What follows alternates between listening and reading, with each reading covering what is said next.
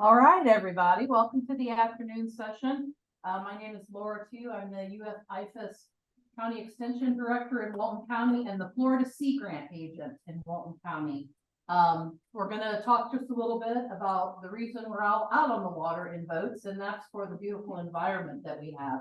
So we're going to start out with one talk on some of the invasive species issues we have here, and then move on to the sea grant. So we'd like to welcome you, Derek Fussell, the regional biologist, here in the Panhandle for invasive plant management. Go ahead, Derek, and then just tell me when to go forward on the slides.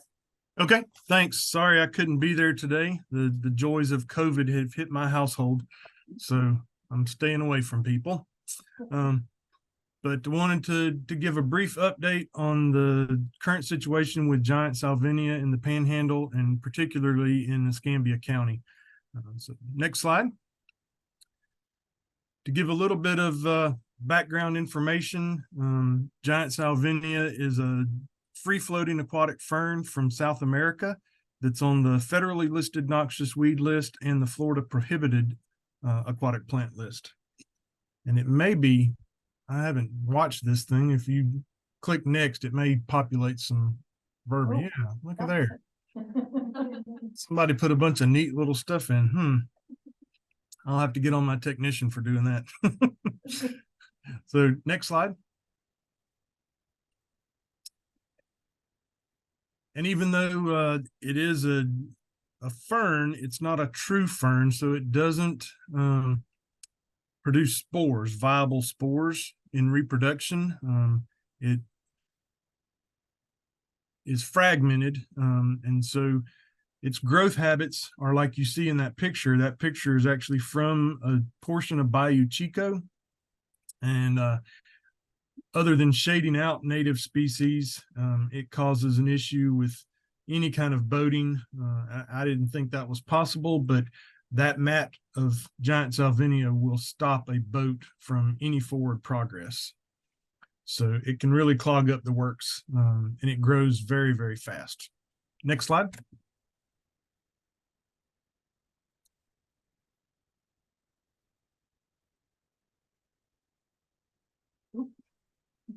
And this is the distinguishing characteristic of Giant Salvinia, and it requires a hand lens, or sometimes you can take a picture with a cell phone and zoom into it, but it has these very small hairs on the upper leaf surface, and we call them egg beater shapes. So the little papillae, little fingers actually touch and create an egg beater shape to the hairs that are found on the upper leaf. Next slide. And across the Panhandle, at least in my region, we have two other locations in the state, but in my region, it gets lumped into 3 counties where it was found, and Bayou Chico is what I'm giving the update on now. So next slide.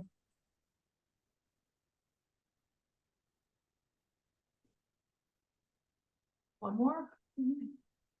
And so Bayou Chico, one of the issues that we have, and it's kind of a hypothesis of how it got there, but we're close enough in proximity to Louisiana and Texas that it could be transmitted on a boat.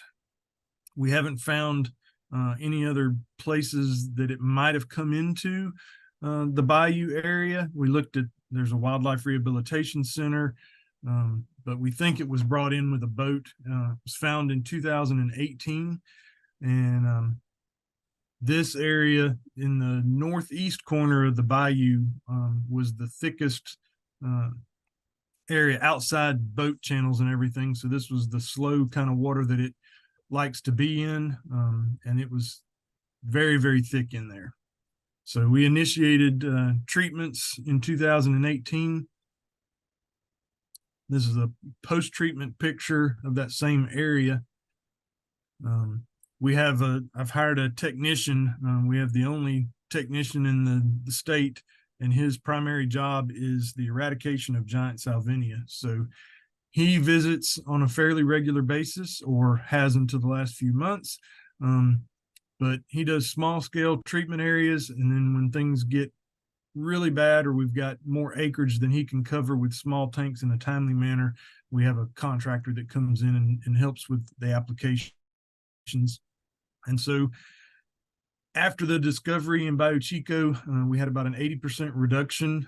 And then COVID hit. So with his travel, now in the last month, he's had a back injury and he's going to be out for 3 months. So my contractor is going to be picking up the slack, and we're going to try to put a big dent in it before wintertime comes. We also have some visits planned with LSU to look at raising the Salvinia weevil. We've done some releases of the weevil in Bay County, and we're seeing some effectiveness, or at least in slowing of the growth of Giant Salvinia in areas that are inaccessible or hard for us to get to do herbicide treatments. So we're going to be doing some mass rearing of our very own weevils in the Panhandle to be able to treat on a regular basis and do releases. We've gotten to the point in Bayou Chico that Phragmites and other vegetation that provides a hiding place for it where we can't get to with herbicides. We're going to start removing that vegetation. We had a presentation from Mississippi Wildlife. They shut down all boat traffic on a lake. They drained the lake, or did a partial drawdown on the lake, and then they used prescribed fire in conjunction with herbicide applications. But we just don't have the luxuries in the few areas that we have it to be able to do that full onslaught attack using all the tools in the toolbox. So we're limited in how we can go about it, but we're trying to be a little bit more aggressive on the herbicide side of things and remove hiding places for it. So next slide. Outside of the Bayou Chico core area, we had a location in Ferry Pass in a retention pond that was found several months later. Escambia County helped with the initial sweep of looking for other locations within the county, and it was found in Ferry Pass. Next slide.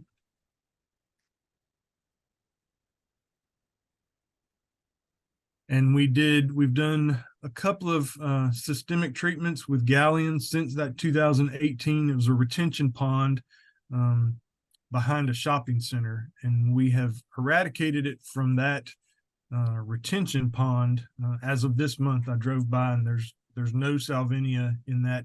I think it was about an acre, maybe an acre and a half in that retention pond area. But wildlife helped get it to a 15-acre swamp adjacent to that. So next slide. I think there's a picture, and it's in a residential area, residents and business on both sides of it. And that's pretty much what the swampy area looks like throughout the entire 15 acres. So very difficult to move through. We've done some weevil releases there. We haven't checked to see if they've been surviving. The ones here in Bay County have survived 2 winters already. So we've got to check this winter. We'll check and see if any weevils are still surviving there. And we're also looking at some alternative methods. So I did an application in Gulf County with a company doing drone application of herbicides. So I've reached out to them to see if they'd be willing to help us do some precision dropping of herbicides throughout that 15-acre swamp area so that we can get our herbicides spread a little bit better.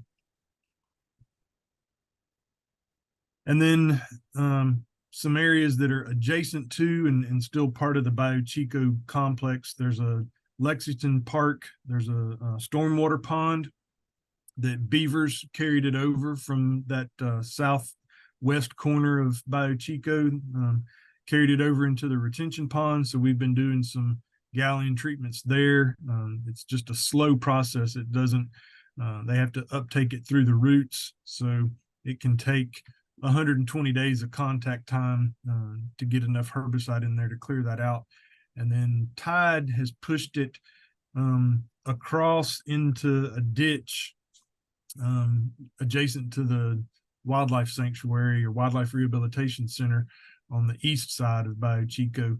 And we're looking at doing some treatments in that pond ditch area, which flows into Bayou Chico.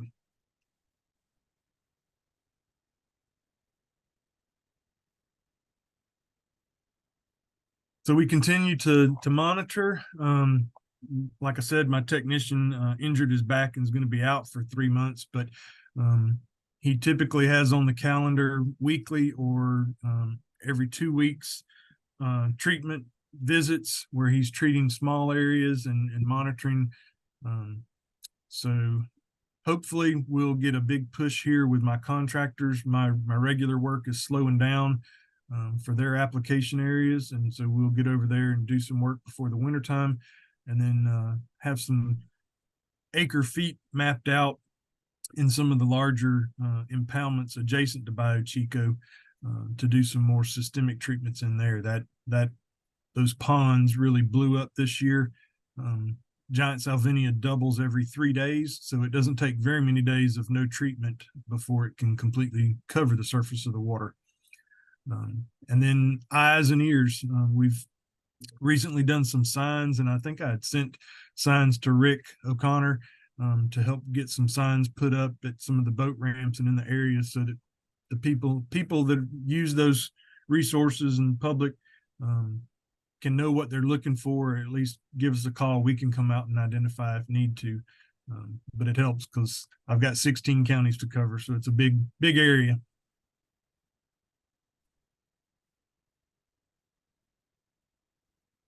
All right. So if anybody's got any questions about Giant Salvinia. One question in the back there. Go ahead. Derek, is this just freshwater? Yes, it is freshwater. So there's some that have made it out the bayou. Once it gets into salt water, it dies pretty quickly. Any other questions for Derek? All right. Well, we're good. Derek, thank you so much for joining us this afternoon. All right. Thank y'all for having me.